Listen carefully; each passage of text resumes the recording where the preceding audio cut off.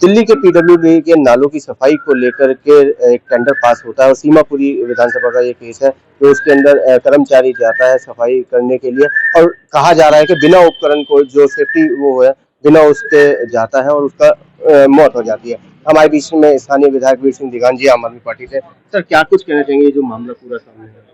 देखिए, ये सरकार की नेग्लिजेंसी है। हमने कई बार सरकार को अवगत कराया कि यहाँ इस तरह से कोई हादसे भी हो सकते हैं और इस नाले की सफाई में जानता हूँ जहाँ तक कि पिछले 25-30 साल से नहीं होगी कुछ चालू। तो ये सरकार के लिए एक बहुत बड़ी शर्म की बात है। मैं चाहता हूँ कि सरकार इस मृतक के परिवार को उचित मुआवजा दे और एक नौकरी भी दे उसके परिवार को। ये हमसे अपनी तरफ से सरकार से मांग करते हैं। बाकी जो ऐसे परिवार है, जो पीड़ित परिवार है, हम उसके साथ खड़े हैं, जो भी हमसे मदद होकर करेंगे। सर ठेकेदार की बात करें तो वो ठेकेदार कौन है? ठेकेदार का पता नहीं कौन है कौन नहीं है, अभी तो पता लगा नहीं उसका कौन है।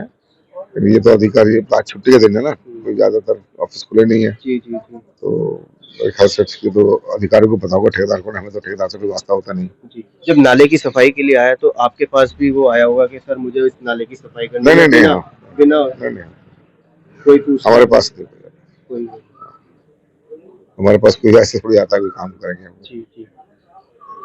तो लगभग हम मुआवजे की बात कर रहे हैं। बिल्कुल मुआवजा तो मिलना चाहिए। गरीब आदमी अगर 33 साल का जवान आदमी गया तो उसको उसके एज के हिसाब से जब बनता कानून के तौर पर उसको दिया जाए। वैसे देश बदल रहा है, अगर नालों की सफाई करें तो मैनुअली वो इसकी सफाई हो रही है। वो मशीनें कहाँ हैं जो क्या नाम है जिससे सफाई करनी चाहिए? जैसे कि मैं सुपर सगर मशीन की बात करूं। मैं कह रहा हूँ कि मैं तो पहले भी 3 बार रहा हूँ यहाँ पर, आज भी है।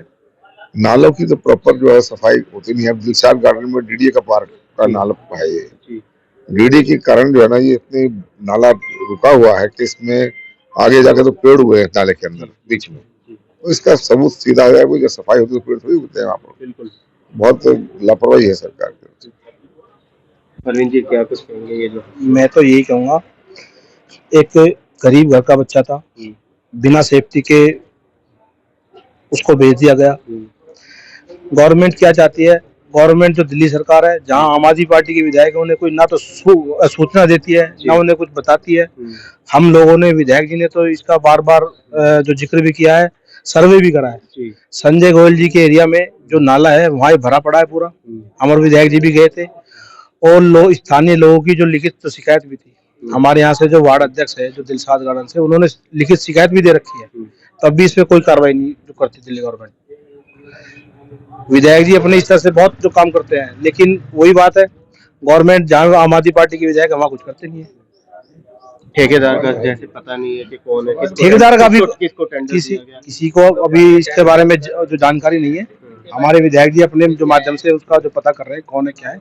हम यही चाहते हैं उनके परिवार वालों को मुआवजा दिया जाए और उपकरण जो दिल्ली गवर्नमेंट के पास मुझे लग रहा है आज की डेट में कहीं भी नहीं है। कई हादसे हो गए, अभी अग्निकांड हुआ, उनकी मशीनें नहीं खुल पाई, वो फायर ब्रिगेड वाली, ऐसे ही यहाँ बिना उपकरण के वो भेज दिए।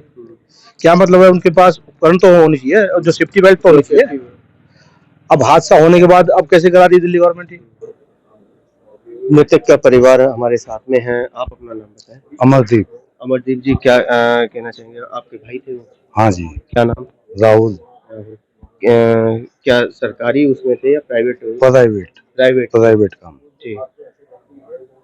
कैसे डेथ अगर जैसे बताया जा रहा है कि नाले में काम पे गया था अजीत के यहाँ पे ठेकेदार के काम पे जाने के बाद में, और अजीत ठेकेदार? हाँ अजीत ठेकेदार है। कोई जैसे सेफ्टी बेल्ट या कुछ भी वगैरह ऐसी चीज का कोई वो नहीं।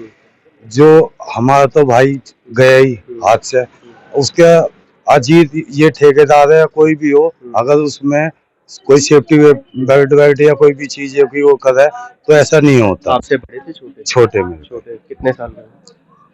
32। शादीशुदा? नहीं जी। विधायक जी से क्या उम्मीद लग रही है? देखो हम तो यही चाहते हैं कि हमें इंसाफ मिले, और जो वह जीते अभी तक उसका हमारा तो कल से उससे मिला भी नहीं हुआ हमारे से। अच्छा। मुलाकात भी नहीं हुई? नहीं, कल से भी आया भी नहीं? नहीं, एक बार भी नहीं। कोई अपडेट भी नहीं है। जैसे डेली बेसिस पे थे तो क्या से वो मिलता था शुरू? 350 रुपए मिलते थे और 350 रुपए मिलते थे, महीने पे पैसे देते थे। जैसे सोमवार था ना, अगले दिन तो कितने दिन हो गए थे काम करते हुए? काम करते तो काफी टाइम हो रहा है। हाँ। कैश पेमेंट देते थे, बैंक से नहीं है। 350 रुपए? हाँ, 350। 350 जी। क्या कुछ कहेंगे? देखो, मैं बस यही कहना चाहूंगा कि ये जो हुआ है हादसा नाले में डूबने से, ये बहुत ही एक क्षति पहुंची है परिवार को। और कई बार ये मुद्दा उठाया गया है कि नाले में गिरने से जैसे बाल्मीकि समाज के लोग काम कर रहे हैं, इनको कोई सेफ्टी नहीं दी जाती है और दिन पे दिन ऐसे हादसे होते जा रहे हैं। सरकार सो रही है, जब ये हादसे हो जाते हैं या किसी की मृत्यु हो जाती है नाले में डूबने से, तब सरकार की नींद खुलती है। सरकार को उससे पहले क्यों नहीं दिखता है?